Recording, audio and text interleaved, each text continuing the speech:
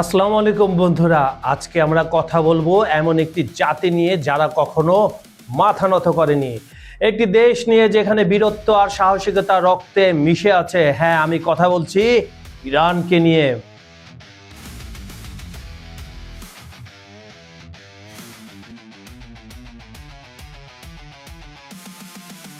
এই মুহূর্তে পারস্য উপসাগরে আমেরিকার বিশাল যুদ্ধ জাহাজের বহর ভাসছে। ট্রাম্প হুমকি দিচ্ছেন আবারও, কিন্তু ইরানের জবাব আমাদের আঙুল টিগারে। 2026 সালে ফেব্রুয়ারি মাস চলছে, আর এই মুহূর্তে পুরো বিশ্ব দেখছে কে জিতবে এই শক্তির দ্বন্দ্বে।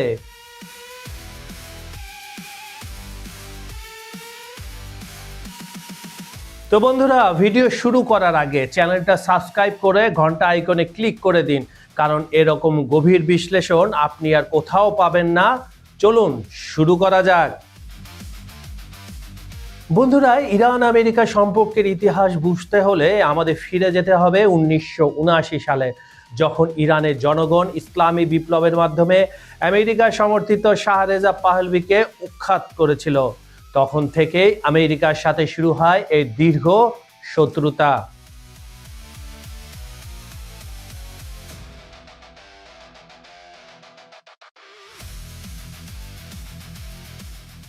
1980 সাল থেকে এই দুই দেশের মধ্যে কোনো কূটনৈতিক সম্পর্ক নেই। 4 দশকেরও বেশি সময় ধরে চলছে এই স্নায়ুযুদ্ধ। কিন্তু 2026 সালে পরিস্থিতি একদম ভিন্ন মাত্রায় পৌঁছে গেছে। ডিসেম্বর 2025-এর 28 ডিসেম্বর থেকে ইরানে শুরু হয় দেশব্যাপী সরকার বিরোধী বিক্ষোভ। অর্থনৈতিক সংকট, খাদ্য মূল্যের ঊর্ধ্বগতি, বিদ্যুৎ গ্যাস সংকট, এসব নিয়ে রাস্তায় নামে সাধারণ মানুষ। এরপর যা হলো তা বিশ্বকে কাঁপিয়ে দিল। জানুয়ারি 2026, বিশেষ করে 8 এবং 9 তারিখ ইরানের নিরাপত্তা বাহিনী প্রতিবাদকারীদের উপর গুলি চালায় বলে অভিযোগ রয়েছে, আর এখানে শুরু হয় মহাবিপর্যয়। বিক্ষোভকারীদের উপর দমন পীড়ন দেখে ডোনাল্ড ট্রাম্প কি করলেন? সরাসরি হুমকি দিলেন ইরানকে। ট্রাম্প বলেন ইরানকে মাটিতে মিশিয়ে দেওয়া হবে। তিনি বললেন সময় শেষ হয়ে আসছে। মনে রাখবেন, এটা কিন্তু ট্রাম্পের প্রথম হুমকি না। 2025 সালে জুনে মধ্যপ্রাচ্যের একটি দেশ যখন ইরানের সাথে 12 দিনের যুদ্ধে জড়িয়েছিল, তখন আমেরিকা ইরানের পারমাণবিক স্থাপনাগুলোতে বোমা বর্ষণ করেছিল।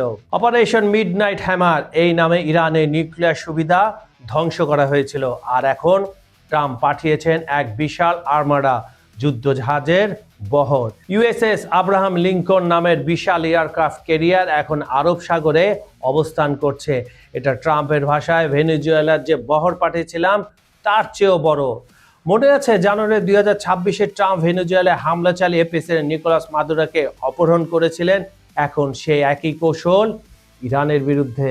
কিন্তু ইরান কি ভয় পেয়েছে? একদমই না। ইরানের পররাষ্ট্রমন্ত্রী আব্বাস আরাগচি বলেছেন আমাদের সশস্ত্র বাহিনী তাদের আঙুলের ট্রিগার রেখে প্রস্তুত আছে। তিনি আরো বলেছেন যে কোনো আমেরিকান হামলার জবাব আমরা তৎক্ষণাৎ এবং শক্তভাবে দেব। ইরান ঘোষণা করেছে তারা তাদের সেনাবাহিনীতে 1000টি নতুন কৌশলগত ড্রোন যুক্ত করেছে। এর মধ্যে আছে আত্মঘাতী ড্রোন, যুদ্ধ ড্রোন, রিকনোসেন্স ড্রোন এবং সাইবার সক্ষম ড্রোন।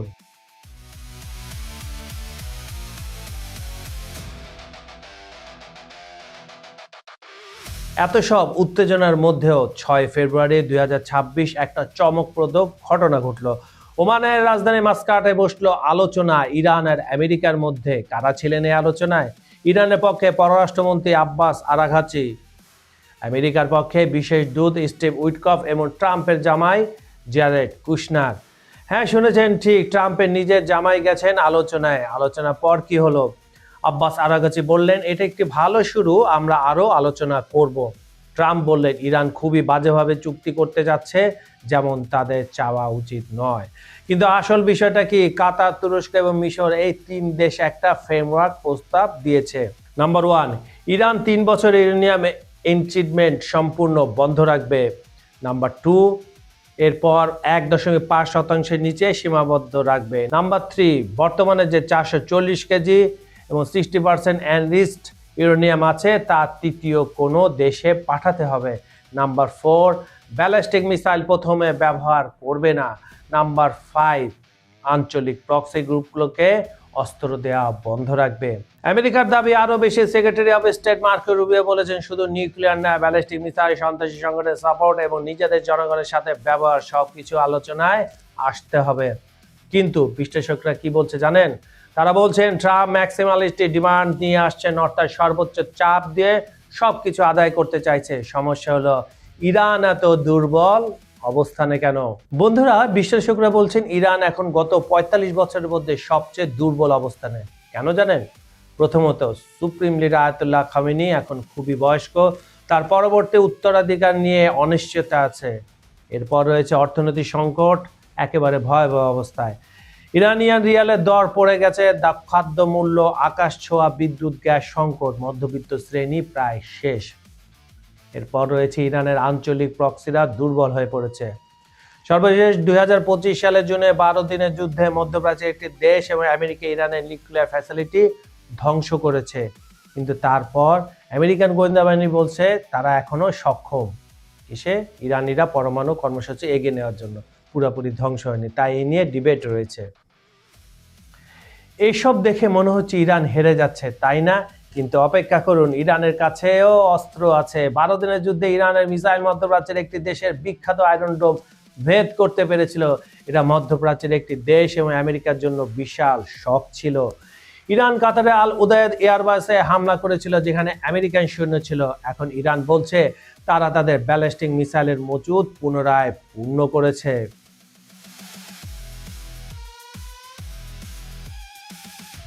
এই পুরো পরিস্থিতিতে বিশ্ব কি করছে? তুরস্ক, কাতার, মিশর, ওমান, এরা সবাই মধ্যস্থতা করার চেষ্টা করছে যুদ্ধ ঠেকাতে। ইউরোপিয়ান ইউনিয়ন নিন্দা জানিয়েছে ইরানের গণহত্যা।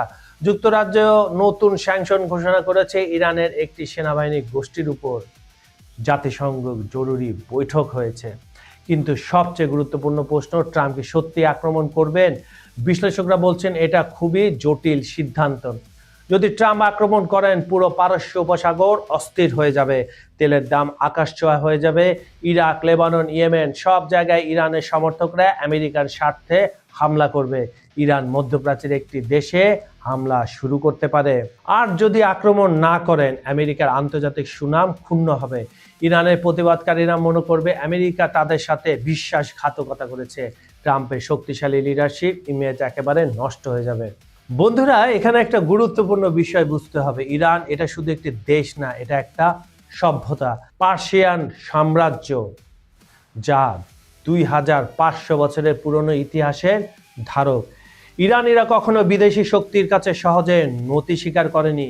১৯৮০ থেকে ৮৮ সালে ইরাক ইরান যুদ্ধ হয়েছিল। সাদ্দাম হোসেনকে সাপোর্ট করেছিল আমেরিকা, সৌদি আরব, কুয়েত সবাই, কিন্তু ইরান টিকে ছিল। ২০০০ সালের দশক জুড়ে যত স্যাংশন এসেছে, ইরান তাও সামনে নিয়েছে। ২০১৫ সালে জেসিপিওএ পারমাণবিক চুক্তি হয়েছিল। ২০১৮ সালে ট্রাম্প সেখান থেকে বেরিয়ে গেলেন, কিন্তু ইরান টিকে আছে। কেন? কারণ ইরানিদের মধ্যে আছে প্রচন্ড জাতীয়তাবোধ। এটাও ঠিক যে তরুণ প্রজন্ম ইসলামিক রিপাবলিকের বিরুদ্ধে, তারা আরো স্বাধীনতা চায়, আরো সুযোগ চায়। কিন্তু বিদেশি আক্রমণ সেটা ভিন্ন বিষয়। ইতিহাস বলে যখনই বিদেশি শক্তি ইরানে আক্রমণ করেছে, তখনই ইরানিরা ঐক্যবদ্ধ হয়েছে। এমনকি যারা সরকারের বিরুদ্ধে, তারাও দেশকে রক্ষা করতে এগিয়ে এসেছে। আর এটা ইরানের শক্তি। তো বন্ধুরা, এখন প্রশ্ন হলো সামনে কি হবে? আমার যদি বিশ্লেষণ আপনারা শুনতে চান, সিনারিও 1 আলোচনায় সমাধান। ইরান কিছুটা ছাড় দিতে পারে, নিউক্লিয়ার প্রোগ্রামে আমেরিকার স্যাংশন কিছুটা শিথিল করবে, যুদ্ধ এড়ানো যাবে, কিন্তু মূল শত্রুতা থেকেই যাবে। সিনারিও 2 সীমিত সামরিক আক্রমণ। ট্রাম্প কিছু নির্দিষ্ট টার্গেটে হামলা করতে পারেন, ইরান পাল্টা হামলা করবে, কিন্তু পূর্ণমাত্রার যুদ্ধ নয়, একটা নতুন স্ট্যাটাস কোড তৈরি হবে। সিনারিও 3 বড় আকারের যুদ্ধ। এটা সবচেয়ে ভয়ঙ্কর এবং সবচেয়ে কম সম্ভাব্য। পুরো মধ্যপ্রাচ্য অস্থির হয়ে যাবে, বিশ্ব অর্থনীতিতে মহা বিপর্যয়, লক্ষ লক্ষ মানুষ মারা যাবে। আমার যদি আপনারা মতামত শুনতে চান বন্ধুরা, আমি বিশ্বাস করি সিনারিও 1 বা 2 হওয়ার সম্ভাবনা বেশি। কারণ ট্রাম্প অর্থনীতি নিয়ে চিন্তিত। তেলের দাম বাড়লে আমেরিকানরা তাকে ভোট দেবে না। ২০২৮-এ ইরান জানে পূর্ণ যুদ্ধ তারা হারবে। তো বন্ধুরা, এই ছিল আজকের গভীর বিশ্লেষণ। আপনার কি মত? ইরান কি শেষ পর্যন্ত চুক্তিতে আসবে, নাকি যুদ্ধ অনিবার্য? কমেন্টে আপনার মতামত জানান। ভিডিওটি ভালো লাগলে লাইক করুন, শেয়ার করুন, সাবস্ক্রাইব করুন, আর হ্যাঁ, ঘন্টা বাটন প্রেস করতে ভুলবেন না।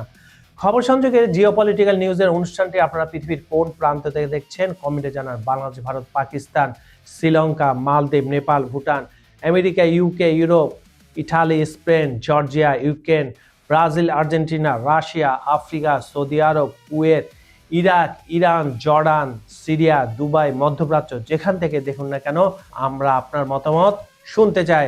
আজ এই পর্যন্ত আমি কাজল হায়দার বিদায় নিচ্ছি। দেখা হবে পরের ভিডিওতে নতুন কোনো ইস্যু নিয়ে।